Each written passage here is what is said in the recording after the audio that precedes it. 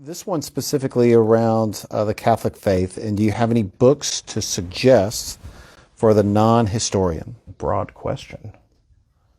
Catholic books. Yeah, obviously the Bible. Yeah. Yeah. I mean, yeah, you always start with the staples of the scriptures themselves. You know, we always point back to things like that, the catechism, things like that, to the key teachings of the church, knowledge of the faith. You can separate books into reading, and I assume we're talking about, in a sense, Catholic or faith-based books, not novels, other interesting things. So, I mean, we read for intellectual pursuit, which is good, and even within our faith, when we read things, we have to know, am I looking for something to feed me intellectually? Like, am I looking to learn theologically?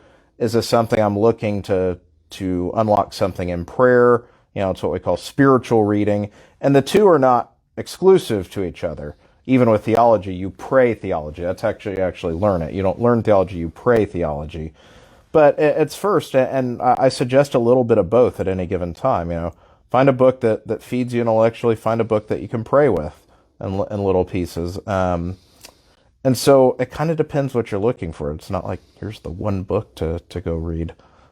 Anyone who knows me can go to my office now. I have endless trove of books I've read. And even with me, of things I read or things I go back and reread, depends where I'm at a time. I kind of regret, because my retreat got cut short, I'll say not so much what I did just read, but what I wanted to read. The dialogue of St. Catherine of Siena. It's powerful stuff. I even quoted it a little bit in some of my recent reflections. I wish I could have gone back and prayed with that while on retreat. It's, a thick book. I wouldn't sit there and try to read it cover to cover in a sitting, but to spend some time praying with that.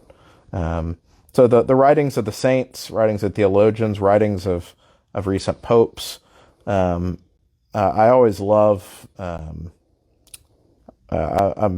love Pope Benedict's writings.